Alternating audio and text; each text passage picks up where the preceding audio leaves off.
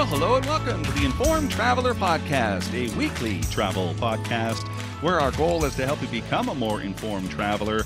And I'm your host, Randy Sharman. On our podcast this week, we're going to talk about timeshares. There's some disturbing stories appearing about timeshare scams when trying to exit your timeshare agreement. So in a few seconds, travel expert Onanta Forbes will join us to discuss what's going on and what can be done. Then travel journalist and writer Paula Worthington will join us. She was recently in Ireland, so we'll find out where she went and what she did in Ireland.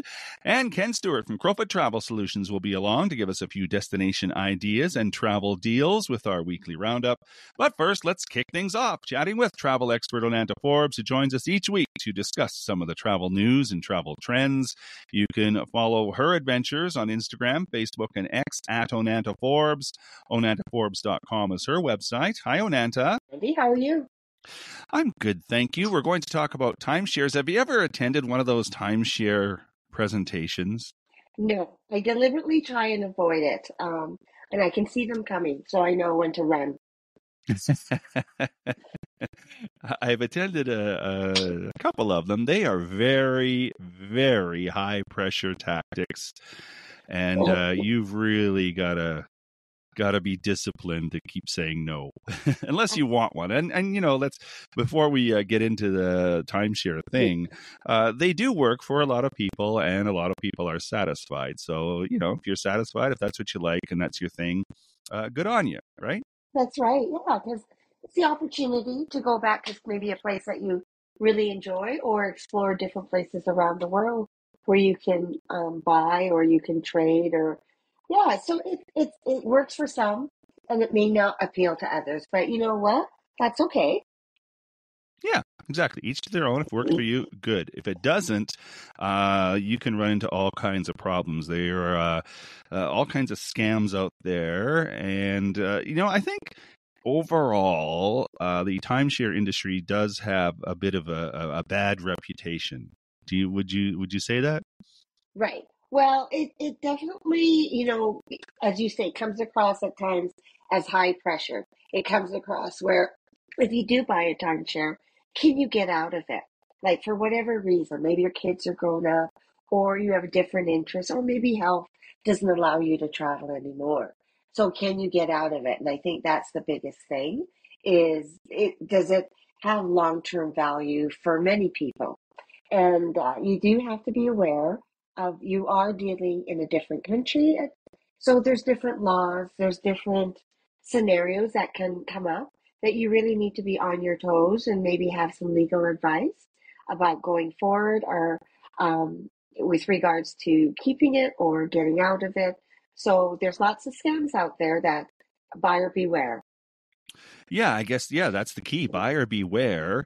And I think you're right. I think the majority of the problems come when people want to get out of them, and they're not so easy to get out of. There is an organization, by the way, we should give them a plug, called Timeshare Users Group, and they do very good work. They advocate for the timeshare user people, that group, and they help a lot of people trying to get out of their timeshares. If you want to sell a timeshare or something like that, they can hook you up legitimately.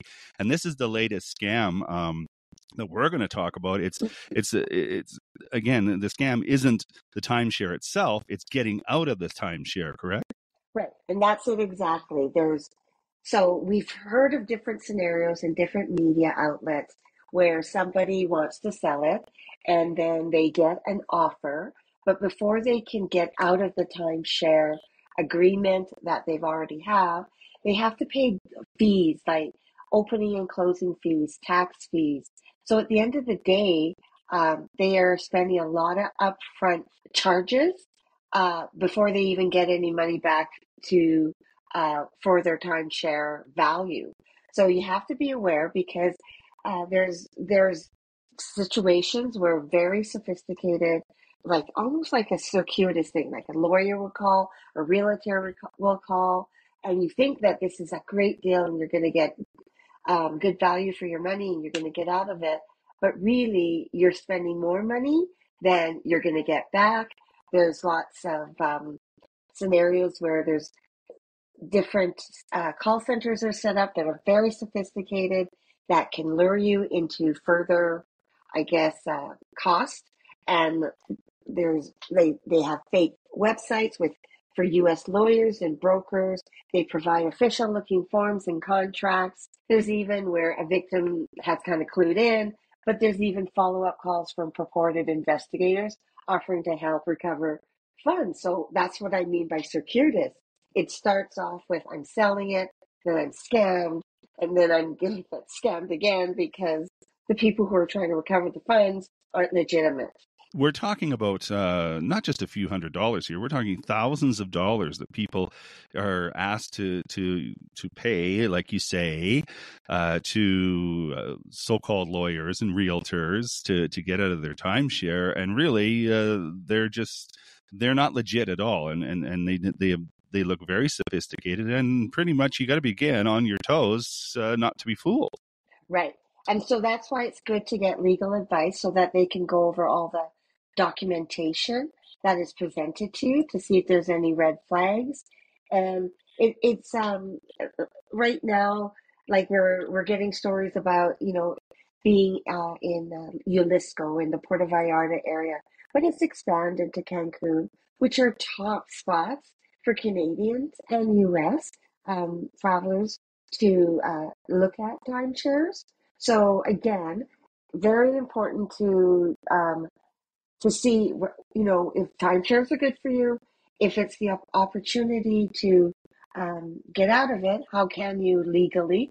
Because it's kind of it's expanding. Like it's, as I say, realtors, lawyers, tax people. So it's like the operation kind of gets more complex, and they have different companies that will just, you think you are sorted in one area, but then you continue to go to try and get out of it, but it's another maybe uncredible uh, entity that you're working with next. Yeah, and it's alleged in some of the stories that the Mexican drug cartels are behind this. So they do have a sophisticated network behind them, and yeah, like again, I go back to buyer beware, and you really, really do have to be on your toes to not get scammed from it.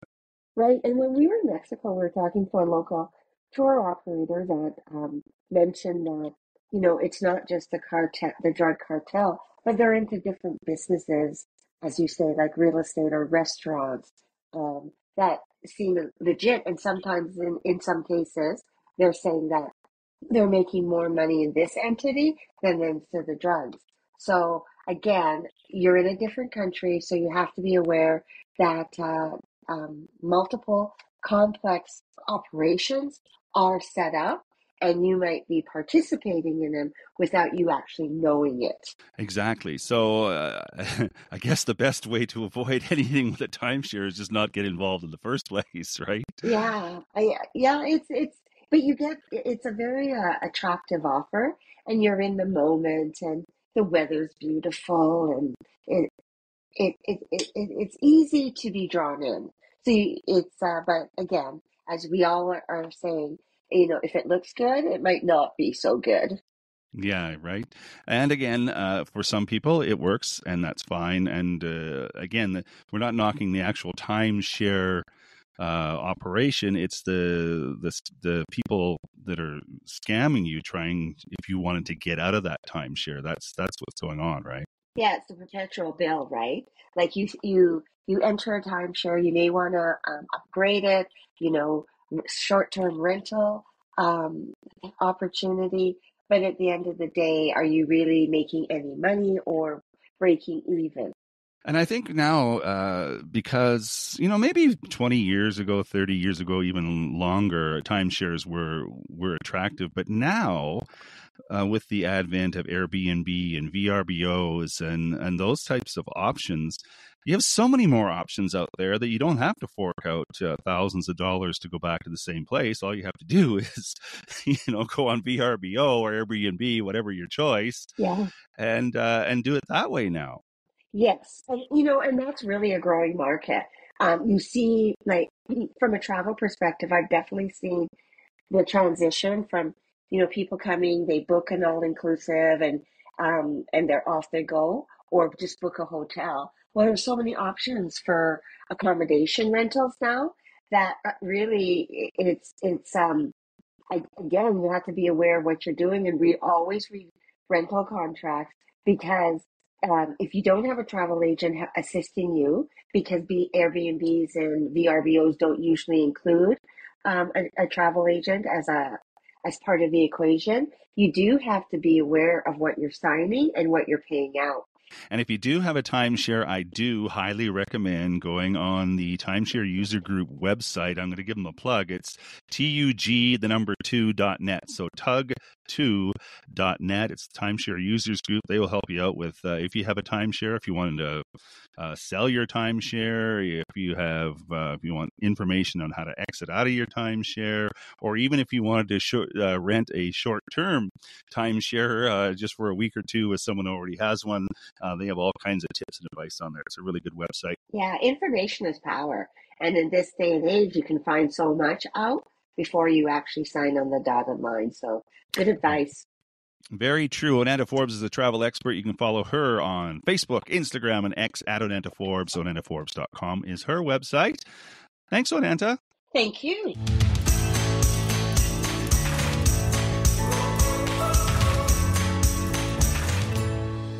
Well, if traveling to Ireland is a destination choice on your list, you might want to check out travel writer Paula Worthington's latest blog. It's titled Ireland's Wild Atlantic Way and Northern Coast, and you can find it on her website, wanderswild.com. And Paula joins us now to tell us more about her adventure in Ireland. Again, her website, wanderswild.com. Hi, Paula. Hello, Randy. We haven't chatted for a long time, but we're going to talk about Ireland. You recently were there, but this isn't the first time you visited Ireland, is it? No, this was actually my fourth visit, if you can believe that. And it's funny, the more I see, the more I feel like I've just scratched the surface of things to see and do in that beautiful place. It seems like one of those places where you could probably go, 100 times and find something different and new. Did you check out places that you've been before, or was it all new places? So it was a little bit of both. The trip started out, I didn't actually go into Dublin. Usually people spend some time in Dublin. It's a great city. I love it. But this trip, we headed straight to the west side of the country. And they've dubbed that area the Wild Atlantic Way. So it was the 10th anniversary of the Wild Atlantic Way. And just to give you an idea and perspective of, for a relatively small country, how big the coastal region can be, the Wild Atlantic Way is 2,500 kilometers long, and it has about 188 discovery points along the way of really interesting and noteworthy places. So I only saw a few of them, of course, as you can only do, but there were a couple of really interesting aspects of the Wild Atlantic Way. We had stopped at a place called Crowfoot, where you can actually forage your own oysters and learn about how to do that and where they export them to. And then from there, we headed to a place called Achill Island. And there's a phenomenal beach on that island called Keem Bay. So you get to wind down this incredible road, and then it almost feels like a Caribbean beach, minus the actual temperature, but turquoise water, a really idyllic place. And if you visit there, you'll actually see that there's a cabin of sorts on the beach, and they used that beach to film The Banshees of Inisherin. So if you remember that movie, several of the scenes were shot on this beautiful beach where you think, where is this? I'd love to go there one day. And sure enough, I was standing on that very beach. Well, yeah, it is. I recall the movie, and I remember the scenes were, very spectacular. I had trouble understanding what they were saying, though. Well, you have to put subtitles on, even if it's in English, right? So let's just back up a little bit. When did you go, and how long did you go for? Yeah, so this last trip I went in early April, and I was there for about 8 or 9 days altogether. So, I would say for some place like Ireland, you want to give it at minimum a week. I think 2 weeks to be safe. And, there's even people that'll go for longer. You start to see more of the camper van culture even emerging there, because there are some great places, coastal places that you can camp. And of course, there's some amazing, incredible hotels and bed and breakfast type of places as well. So let's talk about some of those places that you stayed at. What were some of the highlights? Oh, there's so many highlights. We stayed at an incredible property called Harvey's Point, which was up in the Donegal region, and it's actually sits on a lake. So it's not oceanfront, but incredible property. The food is terrific. It had to have been probably one of the biggest hotel rooms I've ever stayed in. So much room to spread out. And there's all kinds of amazing scenery and hiking to do in and around that area. Another great memorable location was actually off of the Wild Atlantic Way and in Belfast in Northern Ireland. And as you may know, the Titanic was built in Belfast. Mm-hmm. And so they've built an incredible museum that depicts how the ship was built. And I happened to be staying across the street at the Titanic Hotel, which is modeled in the very place where the designs of the Titanic were drafted. And so you can dine in those rooms where they came up with the beautiful design. And then, of course, a lot of incredible historical photos.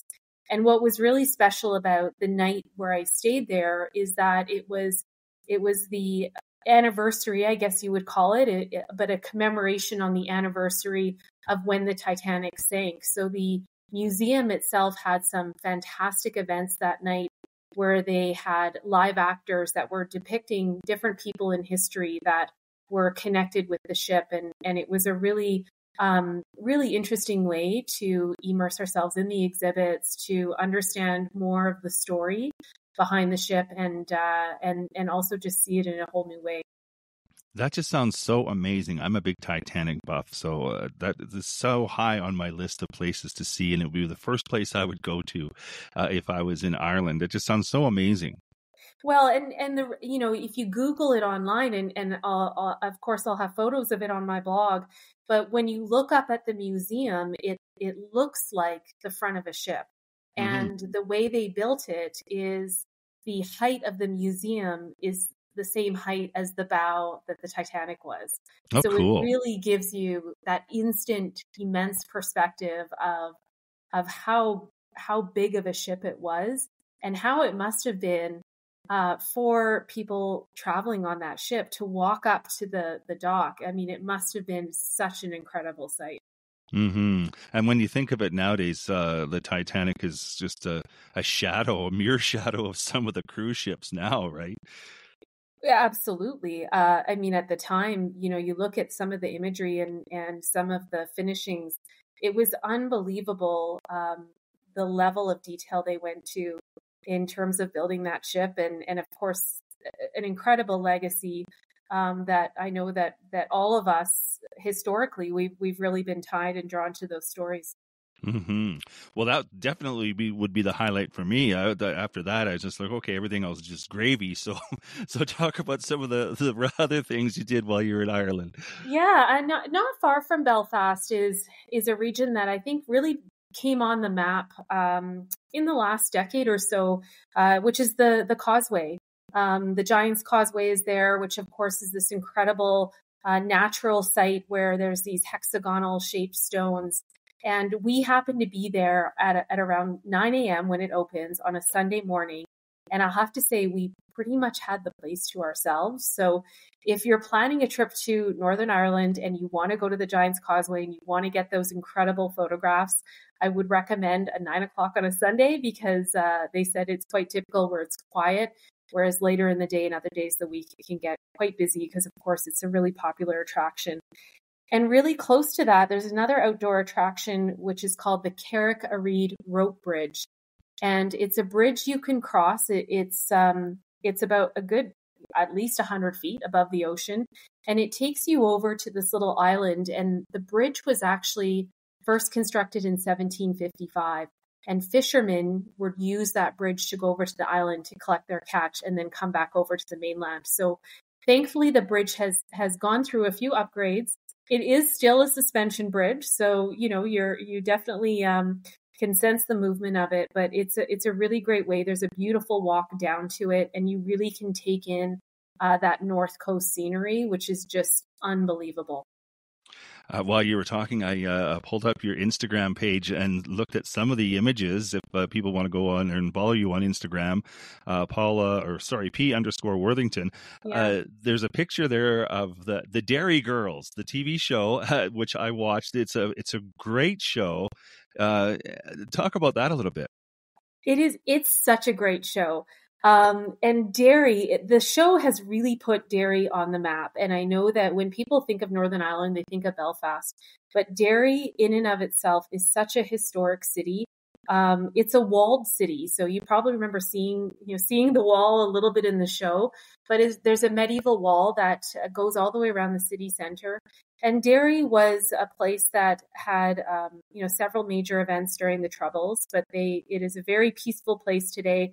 But they do have murals all over the city that commemorate those decades and those times. And then, of course, modern times, there's now an immense Dairy Girls poster.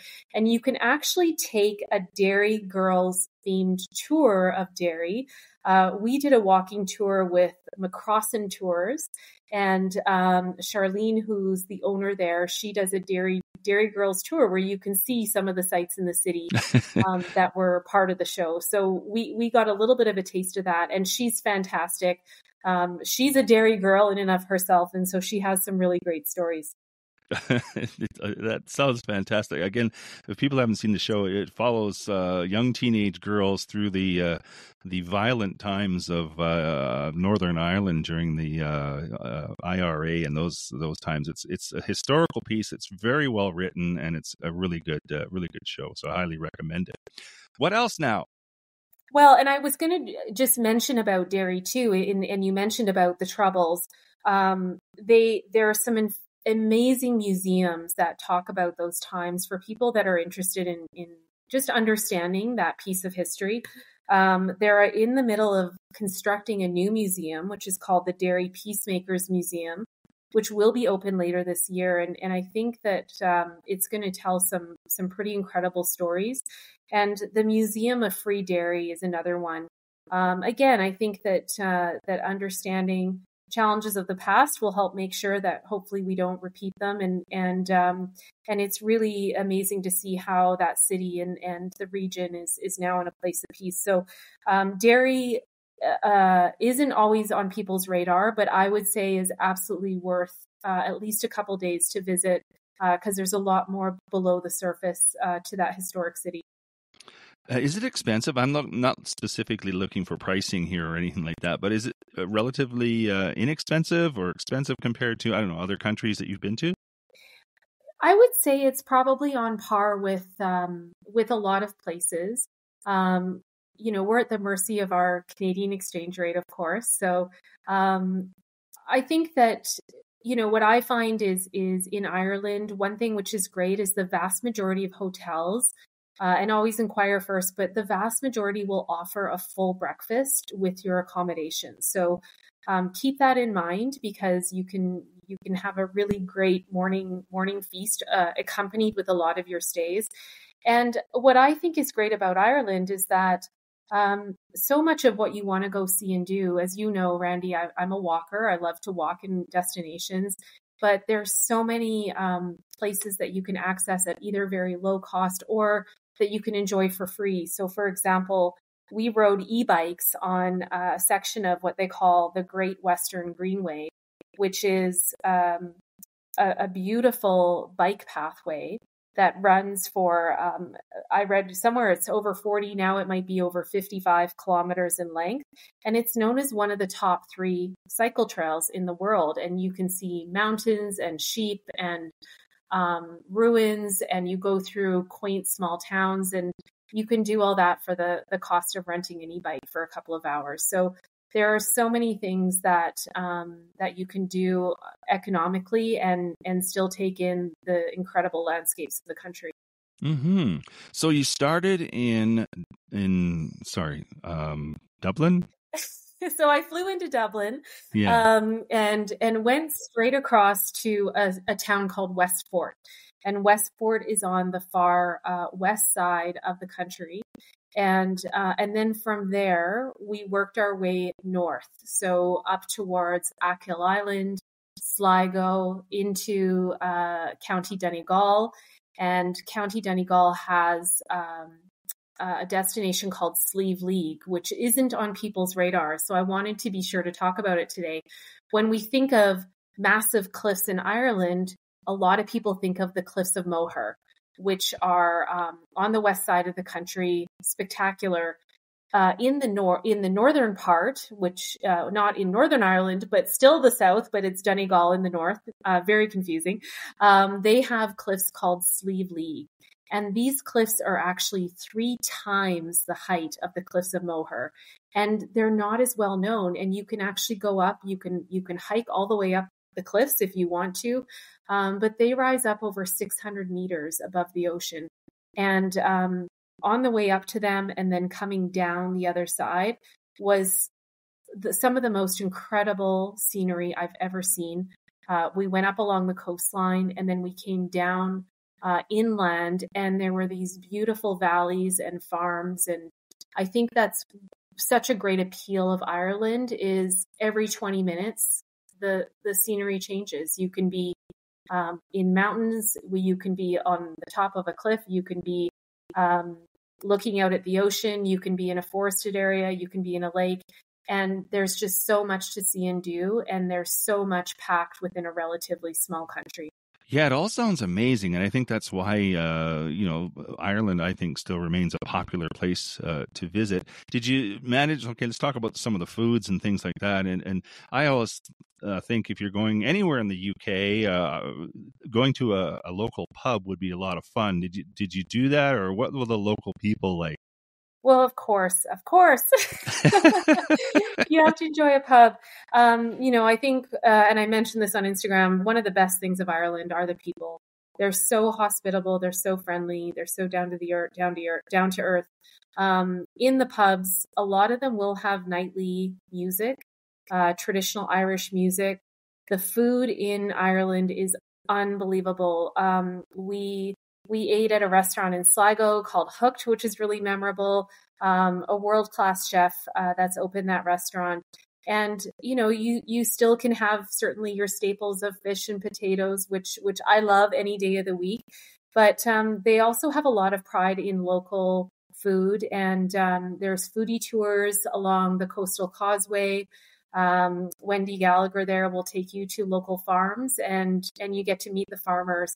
Whether they're raising dairy or beef or vegetables, they really try and keep it local, and you can really have a great variety. And the pub culture there is really fun. Everyone is welcome. It's very inclusive, and it's great that you can walk in and enjoy a pint if that's up your alley, and take in some live music. And you'll see that in virtually every single town across the whole country.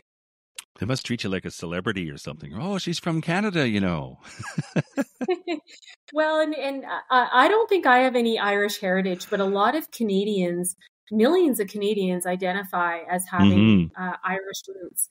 And I think that that's an attraction for a lot of people wanting to visit Ireland. They say that there's 2 types of people in the world, those who are Irish and those who wish they were. And I think I fall in that second category.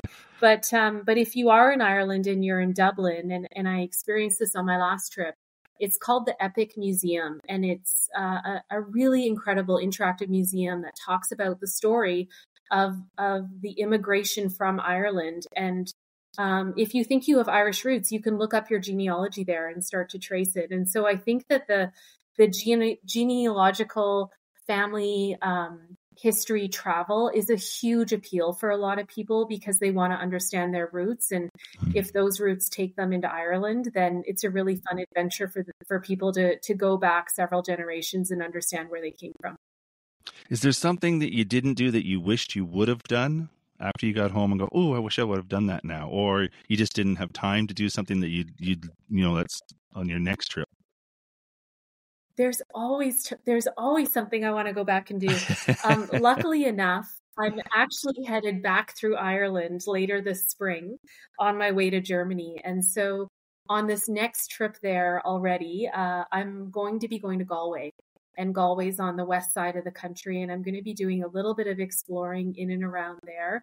The Burin, and some other areas that are going to be new to me. So if anyone has tips about Galway, they should send me a message on Instagram. I'd be very happy to hear them.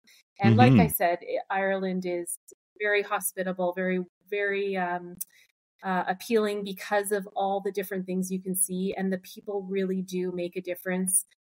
Locals love having visitors. They love spending time. They love sharing their stories, and they absolutely love to feed you. So make sure you're getting lots of steps in too, because you will really enjoy all the hospitality and food. Paula Worthington is a travel writer and journalist. You can read all about her adventures in Ireland. Wanderswild.com is her website, or you can follow her on Instagram at @P_Worthington. There's lots of images on there. I like the picture, must be a pub, where it says Guinness is good for you. So there you go. They've had some interesting advertising over the years. It can't all be too bad if Guinness is good for you. So it was a fun chat, Paula. Thank you so much. Thanks, Randy. Take care.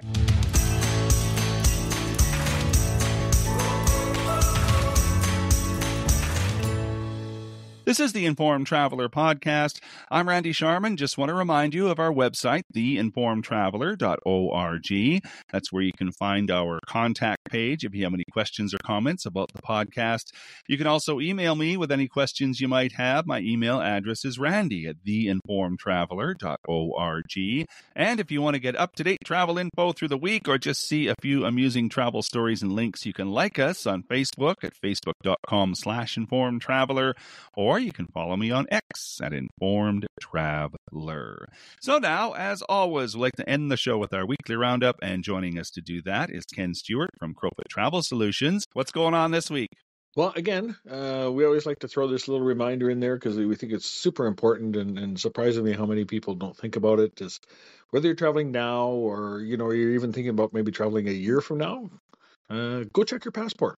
And any other important items or documents you might need to use or have when you travel. If you're like my wife, you have a PR card, different things like that. And because often a lot of passports, depending on the country you're going to, have to be valid for a minimum of 6 months after the end of your travel date. So many of the countries and destinations are requiring that. I know a trip I'm looking at in September, my passport expires 3 days before I come back. So I have to get myself a new one here in the next month or two.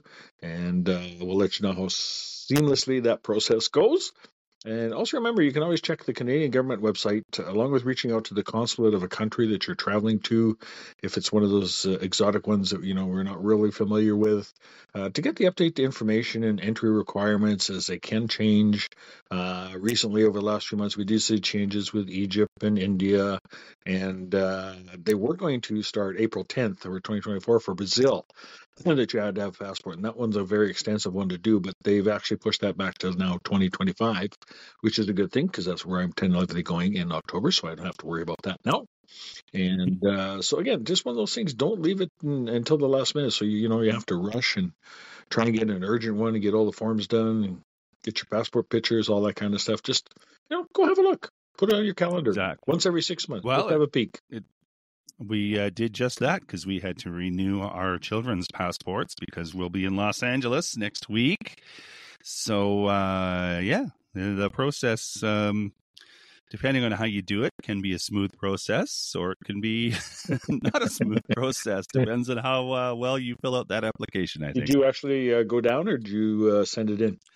I did it in person because I didn't want to trust Canada Post. Exactly. And I used to work at Canada Post, so there you go. And we're just starting now into the season. The fall, winter season has stopped with the suppliers for the sun destinations. So we're into what they consider spring and fall. So if you didn't get away this past fall or winter and you're thinking about next year, start looking now. Have conversations, start checking it out. Right now, the suppliers resorts are loading almost all of their products. When I last checked for some clients that we did book this week, we're up till pretty much getting close to the end of March already for flights. And again, we can book a little bit past that, but we don't know what the flights are yet for those. So again, some of the better dates, excuse me, like Christmas, New Year's, Family Day weekend are already selling really, really well. And some resorts surprisingly are getting low on availability, especially, if you've got a larger family for those larger rooms that you're looking for. So give us a call and we'll discuss your plans and put you on our list so we kind of keep an eye on it with you and keep you up to date. Never hurts to plan ahead. Nope.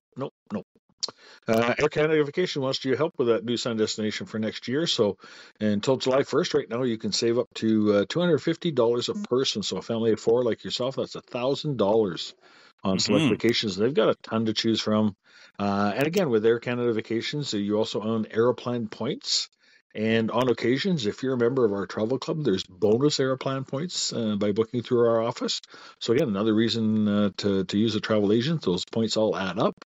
And if you've got a bunch of your Aeroplan points that you want to use, and we talk about this fairly regularly lately too, because it's a little bit newer, you can change your Aeroplan points into a Air Canada gift card. So you can use that for an Air Canada flight, or you can use it for your Air Canada vacations, and you can apply as many points as you want when you convert those over. And that includes any package that they do, whether it's Sun, Europe, the new ones they've got over into Asia, different things like that. So again, keep that in mind. Traveling or planning a trip to Europe, in particular Spain or Portugal. New out now, MSC Cruise Lines, starting this November, is going to sail the Canary Islands and the Madeira Islands off the coast of those two countries. So, again, I think that would be a great tie-in. If you have the extra week or so to go do that and check those all out or whatever. There's some fantastic countries, great islands, great weather, lots to see and do. So, again, we like new options all the time. Always. Oceania Cruises wants you to experience the exotic destinations with their sailing into Africa, Asia, South America, and of course down under. So right now, new bookings by the end of this month. You get a free pre-night hotel in your starting destination. They got 2-for-1 cruise fares, free round-trip airfare, free airport transfers, free shore excursions, free wine and more, free gourmet specialty dining, free unlimited Wi-Fi, a biggie. That sounds like something that would be worth that free phone call that you can use to talk to us. That's a lot of free in there. Yeah, a lot of 4-letter words in that one. Scenic River Cruises, we can save up to $2,900 to $8,000 a couple on a wide selection of 2024 sailing still available this year on their range of 5-star river cruises and tours. Also, you can ask how you can enjoy possibly free premium economy airfare or free or reduced economy airfare plus savings of up to $2,400 a couple. They got lots of sales on. Looking at 2025, then we've got free economy airfare and savings up to $3,000 per couple on selected cruises of 15 days or more. And if you're doing a little bit shorter cruise, they've got still $2,600 to $5,300 per couple on selected river cruises, or those 8 to 11 day ones. So again, lots of savings out there to be had. And again, all of these can be done with just having a quick conversation with your favorite travel agent. And hopefully, if you're new, we like to, again, remind everybody we've got a free travel club. You can go onto our website and join. You get all kinds of extra perks, and a lot of times those can be in addition to the supplier's best offer or sale, so you can double dip. When you book through our office as the official Travel Savers affiliate here in Calgary. And you also get a free monthly newsletter with great information, travel ideas, and more. And these offers change every 3 months. So the new ones just started back here 1st of April. So we still got a couple of months, but now they've got new monthly ones. So we've got new ones started here for May as well. And you're going to have new ones again in June. And best of all, it's free. And if you find it's not for you and you don't want to get the emails and things like that, you just unsubscribe. That simple. Nice. I like simple. And what's that number to call for that free chat? If you're in Calgary, you can call us at 403-241-7140. Outside of Calgary, we got a toll-free number. It's 1-877-511-5511. Then you, too, can relax because it's all taken care of. Indeed, sir. Have a great week, everyone. And that is our show for this week. If you have comments or questions, we'd love to hear from you. If you have a show idea, send that along as well. My email is randy@theinformedtraveler.org. And if you like what you heard, tell a friend. You can check out our website too at theinformedtraveler.org. In the meantime, thanks for listening, travel safe, and be an informed traveler.